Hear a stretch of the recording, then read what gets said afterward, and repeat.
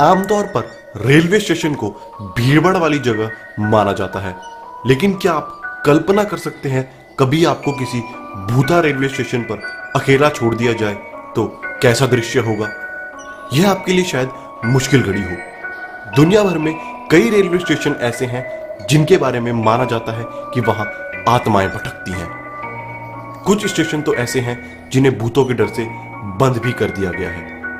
इनमें पुरुलिया जिले से 43 किलोमीटर दूर एक रेलवे स्टेशन है जहां 1972 में आखिरी बार ट्रेन चली थी।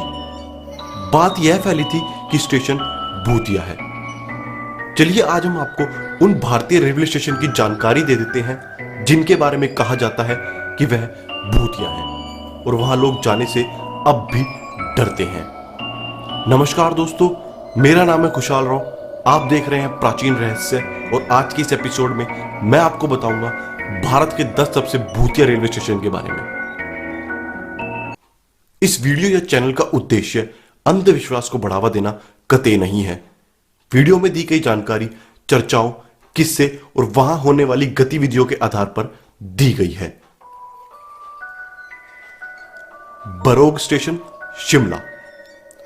शिमला में बरोग रेलवे स्टेशन बरोग सुरंग के समीप है। इस सुरंग का निर्माण करवाया था कर्नल बरोग ने। कहा जाता है कि यहां के एक इंजीनियर ने अन्य कर्मचारी के सामने अपमानित होने के बाद आत्मदह कर लिया था। जब वह सुरंग का निरीक्षण करने जा रहा था तब उसने खुद को गोली मार ली। बाद में उसकी लाश को उसी सुरंग के नजदीक दफना दिया गया। कहा जाता है कि सुरंग के इर्द गिर्द उसकी मौजूदगी आज भी है।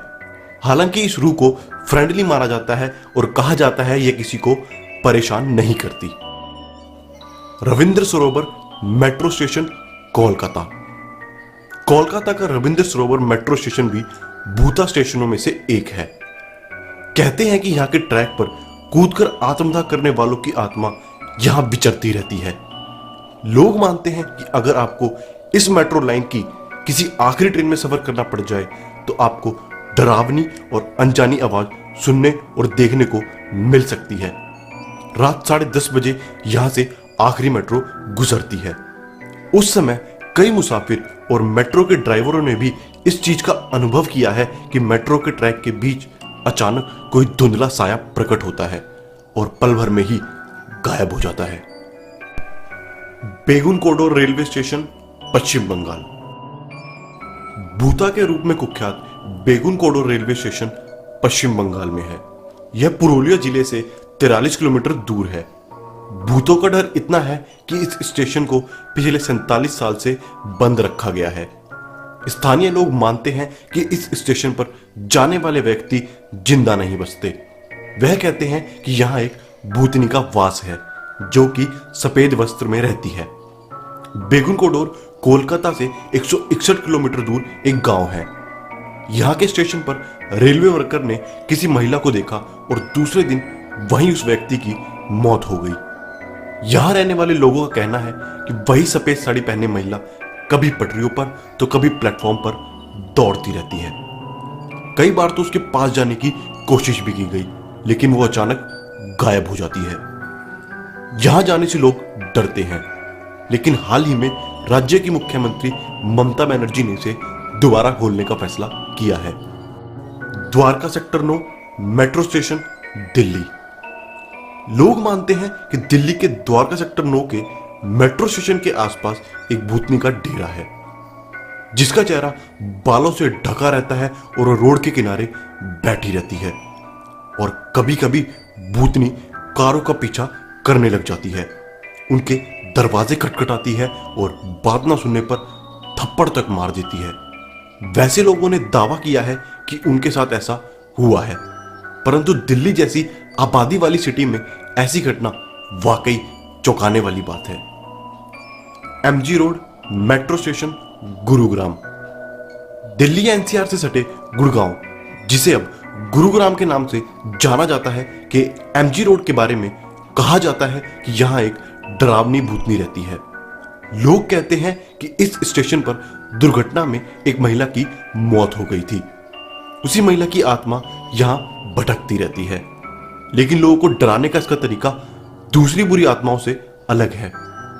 कहते हैं कि यह मेट्रो ट्रेन के शीशे में से अपनी आंख और जीभ निकालकर लोगों को घूरती रहती है।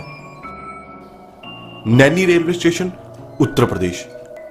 उत्तर प्रदेश के नैनी रेलवे स्टेशन को भूता माना जाता है।